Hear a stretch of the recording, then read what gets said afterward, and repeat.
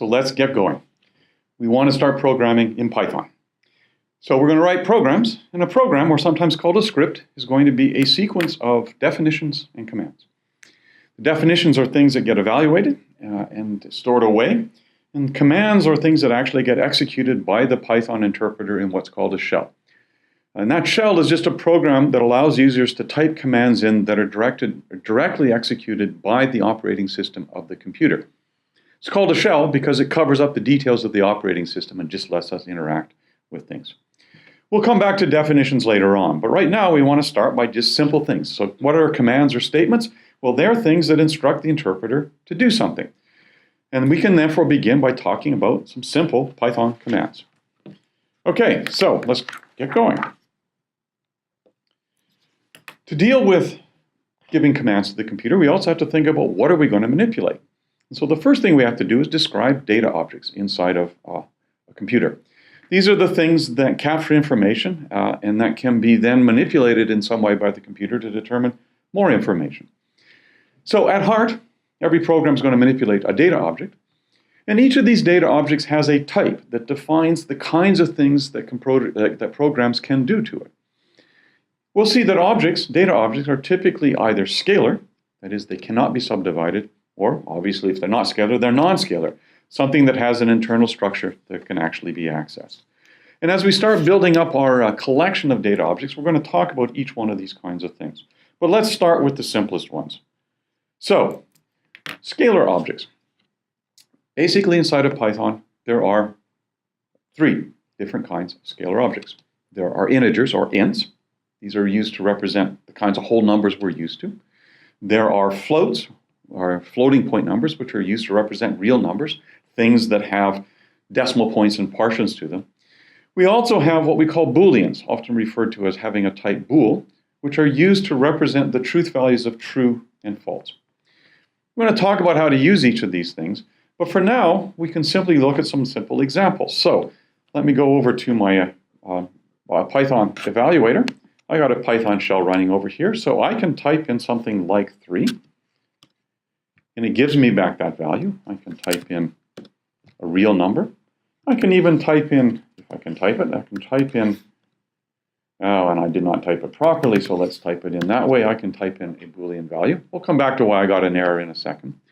As I said, I can also ask Python to tell me what is the type of an object. So I type in a bad pun, that special keyword type, followed by an open parentheses. This is because this is a function. We'll come back to that later on. I can give it an expression, and it tells me that this is an object of type int. Or I could say 3.0, and this tells me that this is an object of type float. So I've got simple data objects. Okay, let's go back here and carry on. What can I do with data objects? Well, I want to create commands. I want to do things with them. So I can start building up expressions. And expressions are composed of operators and objects, data objects. They can be combined to denote doing something different to them. And the syntax for most simple expressions is simply what's shown here. We have an object, an operator, and another object. Objects are those simple things we started with, although we can see that they could be more compound expressions that reduce to objects. And so what are the kinds of operators? Well, simple things we can do would start with just numerical kinds of things, right? So I can add two data objects together if they're ints. I can add, I can subtract, I can take products. And let's start with simple things. If the objects are both ints, the result's going to be an int or an integer. But if either one of them is a float, the result's going to be a float.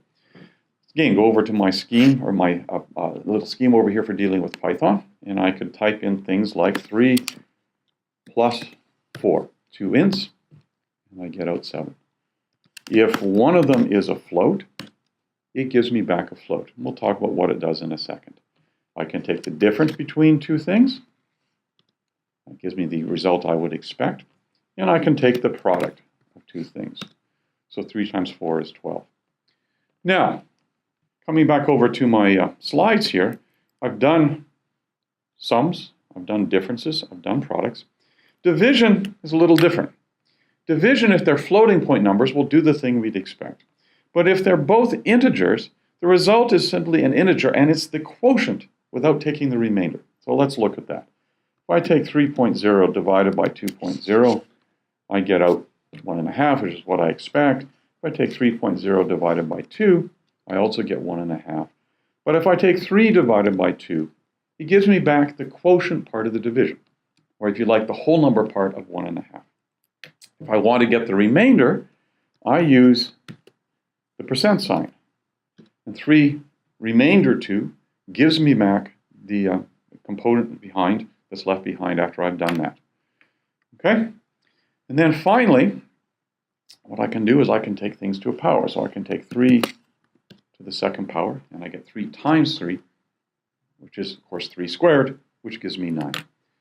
So I now have a set of things that I can actually run in terms of creating expressions that are integers or floats combined with some operator. All right, what might I do with that? Well, let's look at some simple examples here. I've already done some examples, but I can certainly add things. I can multiply things, but I can also do things like, say, take 2 plus 3, add them together, and multiply by 4. And the way Python is going to deal with this is, it's going to take the expression inside the parentheses, the 2 plus 3, this portion here, and reduce that, or get that value, which is 5, before it does the multiplication. Now, what happens if I say 2 plus 3 times 4 without the parentheses? Well, we can run it. That gives me 14. And what's happening here is that, in fact, I'm first executing that example before I do the remainder. And this is basically something that says I've got some order in terms of how I would deal with things. So let's look at that in a little more detail. The parentheses basically define subcomputations. I want to complete those to get values before I go on to evaluate a larger expression. So in my first example, I reduce the 2 plus 3 to 5, because it's inside the parens, and then do the multiplication. On the other hand, if I don't have parentheses, then the operators are executed in a particular order. There's a precedence to them, which means we go from left to right, but we start first with exponentiation. Having done all of those, then we'll do multiplication and division. And having done all of those, we'll then do the addition and subtraction, which is why without the parentheses, I do the 3 times 4 first, and having gotten 12, I then add 2 to it to get the next component that I want. Okay, so we can now create simple expressions. What else might we want to do? Well, we'd like to compare things. We'd like to be able to do comparisons of different kinds of numbers. For this, I have, again, a sequence of simple arithmetic things. I have ways of saying if something is greater than, something is greater than or equal to, less than or equal to. And those are my first 4 here. So greater than or equal to, less than or equal to. Let's look at some examples. I can ask, is 3 greater than 4? Of course, the answer is no. Is 3 greater than 3? The answer is no. But 3 is greater than or equal to 3, so I get out true. I have the same thing doing the less than comparisons. If I want to see if 2 things are equal, I use this kind of strange looking thing here with a double equal sign, and we'll see why. So I can say, is 3 equal to 3? And the answer is true. And to see if something's not equal to, I use the what's often called bang, or the exclamation point followed by the equal sign. So I can say, is 3 not equal to 3? That's false. But 3, we know, is not equal to 4. And that's true. So what do I have now? I can do simple comparisons. And I can do that on integers. I can do that on floats. So I'm now ready to start doing simple arithmetic kinds of things.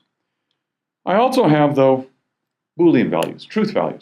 So I have some simple operations on those.